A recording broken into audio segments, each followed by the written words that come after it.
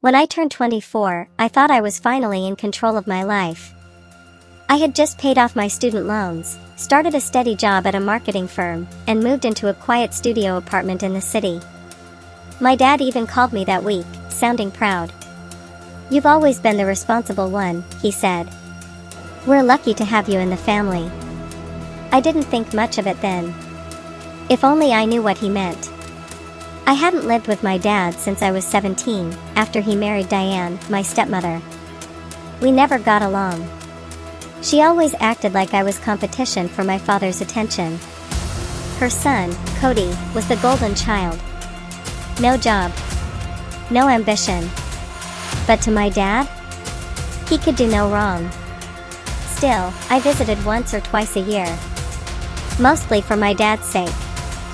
He'd always say things like, "You and Cody should be closer. You're family now." I tried. Really. But Cody never saw me as anything but a threat. Fast forward to 2 months ago. I got a strange email from a credit monitoring service I'd never signed up for. It said, "New account opened under your name, $300,000 business line of credit approved." My heart dropped. I didn't apply for a loan. I didn't even own a business. I called the bank immediately. After some back and forth, they confirmed. The loan was real. The business? A landscaping company. Registered under my name. With my social security number. I couldn't breathe. That night, I pulled every credit report I could find. There were 3 open accounts I didn't recognize. All within the last 6 months. All maxed out. I was in over $300,000 of debt. And I hadn't borrowed a dime. I didn't sleep. Instead, I spent the night calling fraud hotlines, filing reports, and putting a freeze on my credit. But the next morning, when I called the bank's fraud department, they said something that made my blood run cold. This application wasn't fraudulent. It was submitted in person. With ID. I thought it was some kind of mistake. Until I saw the signature on the loan document. It was mine. But not in my handwriting. A cheap copy. A forged one. Still, it was enough for the bank to say I was responsible. I drove straight to my dad's house. He was outside, trimming hedges, like nothing was wrong. "You have any idea what's happening?" I asked, shoving the papers in his hand. His face didn't even change. He just sighed. "We were going to tell you. Eventually." "We?" I asked. Then Diane walked out. And behind her, Cody. I could feel it. The 3 of them like they'd rehearsed this. It was for the family, my dad said. For Cody's business. He had a great opportunity but no credit. "You do? So you forged my name?" I shouted. "Used my information without telling me?" "Don't be dramatic," Diane snapped. "It's not like we hurt you. We were going to pay it off. You already defaulted on one of the loans." I screamed.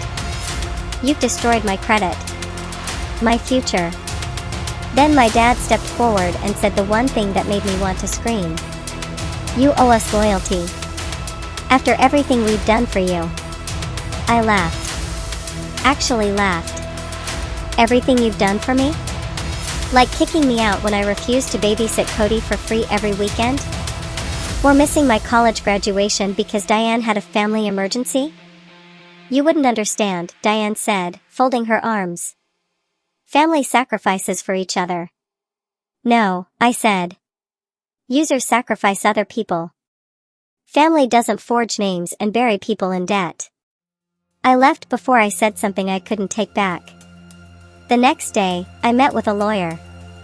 He confirmed what I feared. Because they used real documentation, even forged ones, it wouldn't be easy to prove I wasn't involved. "It's your word against theirs," he said. "Unless you can prove fraud, you're stuck with the debt." I sat there, stunned. Hundreds of thousands of dollars. My life, my credit trashed. And the worst part? They didn't care. A week later, I received a letter in the mail. It was from the collections agency. They were coming after me. Hard. Lawsuits. Wage garnishments. Asset seizure. I called my dad, one last time. Fix this, I said. Tell the truth. There was a pause. You really want to drag this whole family into court? You want to destroy Cody's future? After everything? No, Dad. I'm trying to save mine. He hung up. That night, I did something I never thought I'd do. I drove to my mom's house. I hadn't spoken to her in years, not since she left when I was 12. We were never close. But when she opened the door and saw my face, she just pulled me into a hug. I was wondering when you'd come, she said softly. Why? She hesitated. Then said, because this isn't the first time your dad's done this. I stared at my mom. This isn't the first time your dad's done this. I didn't understand at first. Was she saying he had forged other people's names? Taken loans in her name too? She stepped aside and motioned me in. It was strange being in her house again, familiar, but foreign. A place that had once held everything I thought I hated, now suddenly felt safer than my father's home ever did. We sat in the kitchen. Tea. Silence. Then she opened a small metal filing box. Inside were folders. Dates. Records. And one envelope marked 2003 closed case. Sealed. She pushed it toward me. When I left him, it wasn't just because we fought. It was because of this. Inside was a police report. Fraud. Forgery. A credit card opened in her name. $15,000 charged. Jewelry. Car repairs. Home goods. He said it was a mistake. That his assistant must have used the wrong paperwork. Did you press charges? I asked. She shook her head. I was too scared. You were just a kid. And he promised he'd stop. Said he needed help. That it was a rough patch. And he never did? No, she said bitterly. He just got better at hiding it. I leaned back in my chair, trying to process everything. My dad had a pattern. He took from people. Used their names, their credit, their lives. And buried them in silence. And no one ever held him accountable. Because we all thought we were the only ones. Later that night, I got a call. It was Cody. I stared at the screen for a long time before I picked up. Why are you calling me? His voice was calm. Too calm. You made this worse than it needed to be. You stole my identity. We didn't steal anything, he said. It's called family leverage. You have good credit. I needed a boost. That's it. I laughed. Out loud. Is that what you tell yourself? It doesn't matter what you think, he said. But if you go public with this, if you take us to court, Dad says you'll regret it. Is that a threat? Silence. Then. It's a warning. He hung up. I knew then. They weren't afraid. Because they thought I wouldn't fight. They saw me as the responsible one. The polite one. The girl who does the right thing. But that night, I made a decision. I was going to burn it all down legally. I returned to the lawyer the next morning. We opened a case. Filed a fraud complaint with the Consumer Financial Protection Bureau. Contacted the IRS about possible tax evasion. Started gathering character statements and old emails. I pulled out everything I had.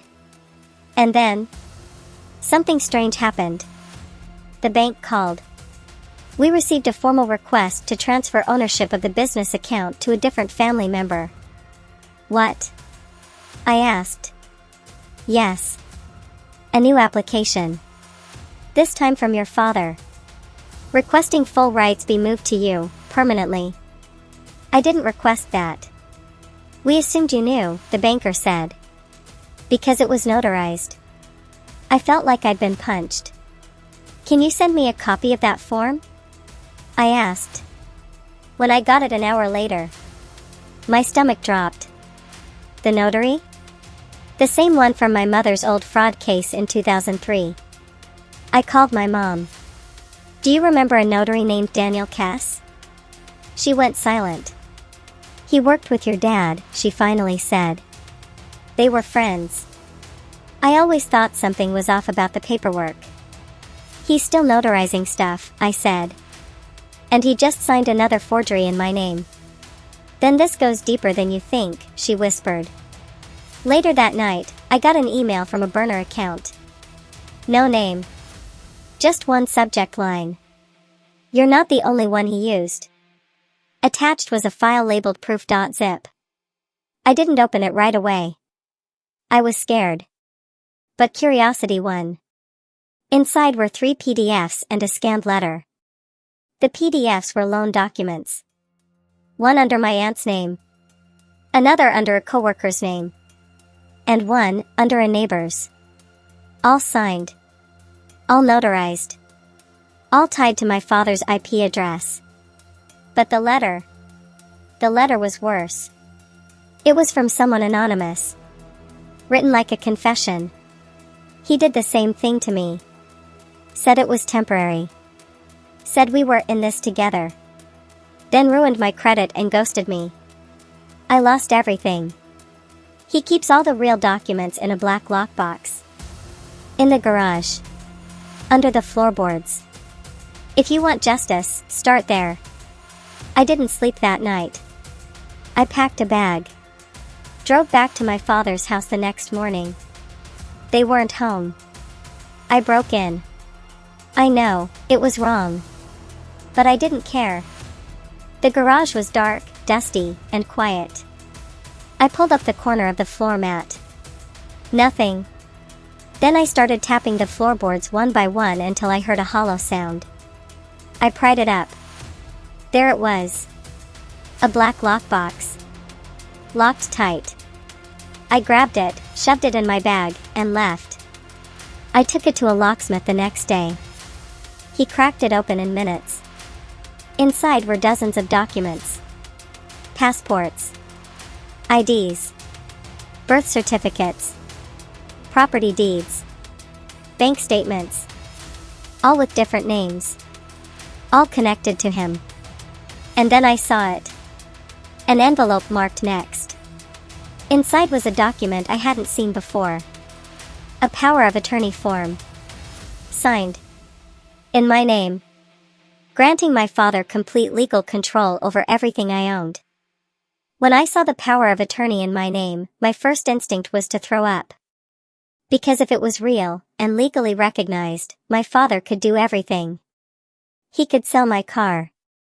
Access my bank accounts. Even make medical decisions for me. I ran my finger over the signature. It was mine. But like the others, it wasn't my handwriting. He'd forged it. Again. And this time, he wasn't trying to hide it. He was preparing for something bigger. I took the document to my lawyer first thing the next morning. He scanned it, expression unreadable. If this had been submitted to a court, or used in any transaction, and nobody challenged it, it would hold. But I didn't sign it, I said. Then we challenge it, he replied. But you have to understand, if he's using this to prep a financial move, there's no telling how far it's already gone. I nodded. My mouth was dry. Start by freezing every account with your name on it, now. Then we'll notify the banks, the IRS, and your employer. We'll also need to check your tax history and medical records. Medical records? I asked, confused. He looked at me with concern. If someone has power of attorney, they can make health-related decisions in your name. Including access to mental health files. Admissions. Transfers. My heart sank. Because just last week, I'd gotten a call from an unknown clinic asking to confirm an appointment. One I never made. I followed my lawyer's advice. Froze every account. Alerted my HR, notified all 3 credit bureaus, again. And then I did something I should have done weeks ago. I called the police. This time, I wasn't vague. I wasn't polite. I brought everything. The flash drive. The lockbox. The fake POA. The fake business loans. They assigned a detective. Her name was Detective Amara Fields. And for the first time, someone listened without looking at me like I was crazy. You said he vanished? 2 weeks ago. No activity. No communication. He's planning something, she said. Or hiding from someone. That night, I stayed with my mom again. She'd been different since all this started. Less defensive. More present. Like she knew she'd messed up and didn't want to lose me again. We were watching an old TV drama when there was a knock at the door. My stomach clenched. Mom peeked through the window. Then opened it slowly. A woman stood on the porch. Mid-40s. Nervous. Is this where she lives? She asked. Who's asking? My mom said. I got this address from a mutual contact, she said. Your daughter, she's not the only one he did this to. My name is Alicia. We invited her in. She sat at the edge of the couch, like she didn't want to get comfortable. I dated him years ago, she said. Before Diane. Before Cody. He was charming. Generous. But it didn't last. Why not? She looked down. Because he took out $50,000 in loans in my name. And when I confronted him, he said I was ungrateful and left me with the debt. My throat tightened. Did you report him? Tried. He'd already moved, changed his number, and shut down the fake company he started under my info. I was 25. I didn't have the strength to fight it. So, why now? She reached into her purse. Pulled out a photograph. It was grainy. Blown up from surveillance footage. It showed my dad. In a hospital lobby. Speaking to a nurse. Behind him, on the counter, was a patient intake form. With my name on it. What is this? I asked. This was taken 5 days ago. He's trying to have you committed. I couldn't move. Why? Because if he declares you mentally unfit, Alicia said, and that fake power of attorney is accepted, he gets control of everything. Your assets. Your case. Your voice. I looked at my mom, panicked. He's not trying to silence me financially. He's trying to erase me. We rushed to the hospital and the photo the next morning. They confirmed there had been an inquiry for my name. Someone had asked about inpatient psych evaluation availability. But when we asked for the staffer who'd taken the call, we were told she'd been transferred. Something was off. The receptionist leaned in quietly and said, "You're not the first person to come in asking about this guy." She slid me a post-it with an address. Check here. But be careful. It was a small apartment complex on the east side of town. Rundown. Quiet. Alicia stayed in the car. My mom and I approached the door. Apartment 3B. We knocked. No answer. Knocked again. Still nothing. As we turned to leave, the door creaked open. And standing there was Cody. He looked different. Sweaty. Jittery. Unshaven. "What are you doing here?" he demanded. "Where is he?" I asked.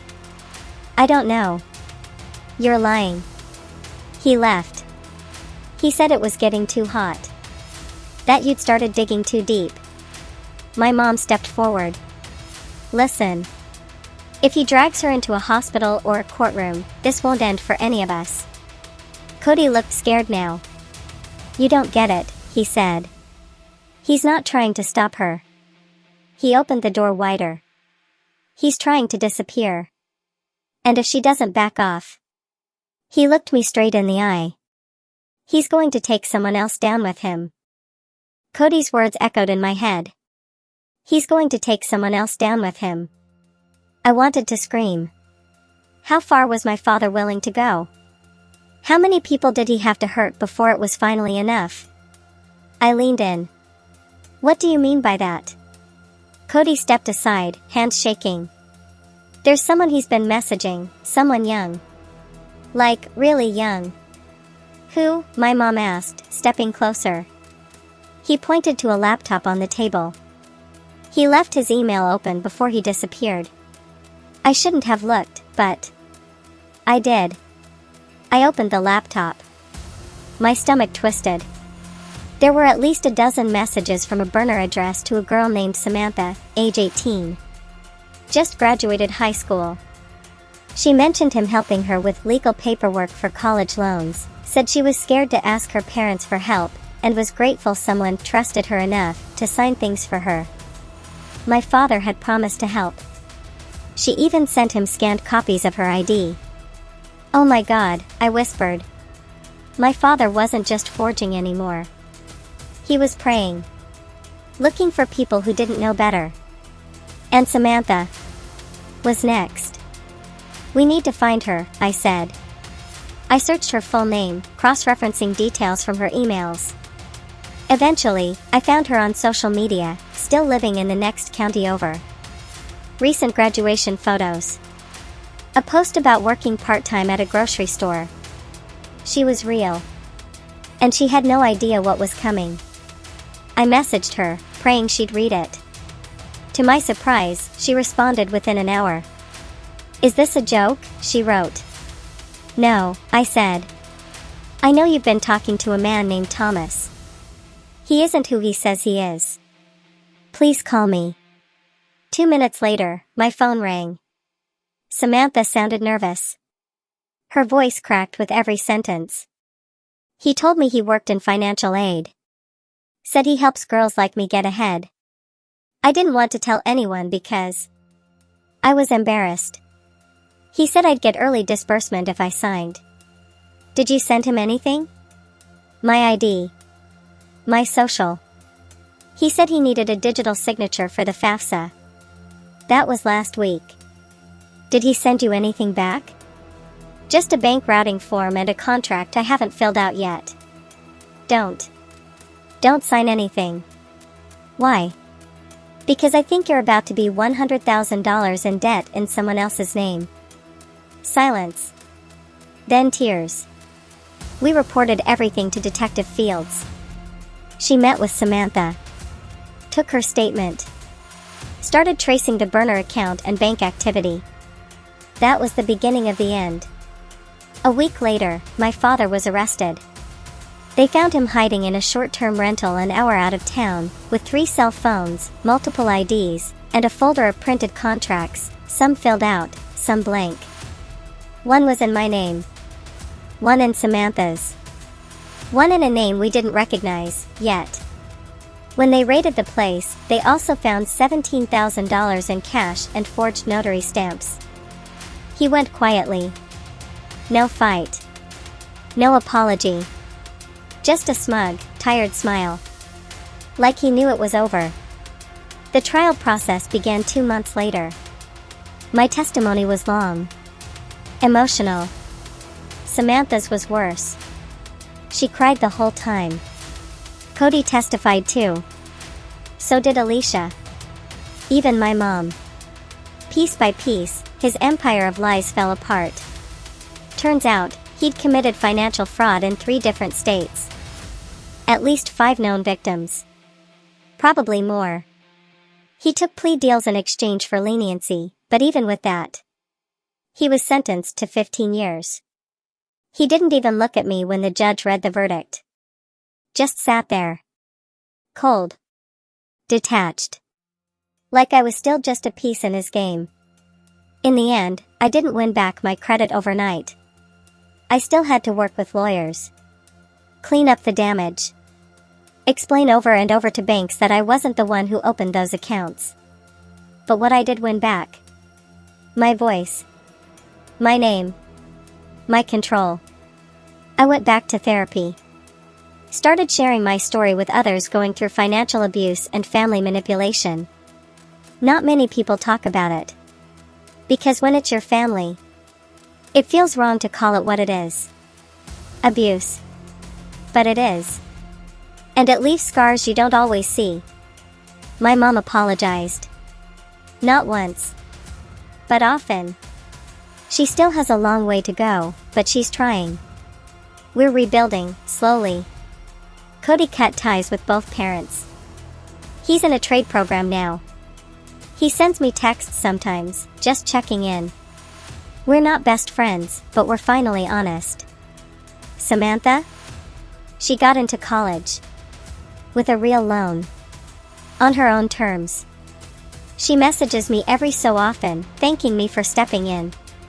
I tell her she doesn't owe me anything. She just deserved the truth, sooner. As for me? I live small, but free. I monitor my credit like a hawk. I trust slower. But I love deeper. And I never forget that the people who tell you you owe them loyalty are usually the ones who never earned it. This isn't just a story about fraud. It's about control. Identity. Betrayal. But most of all, it's about survival. Not the kind where you just live. The kind where you finally say, no more. And mean it.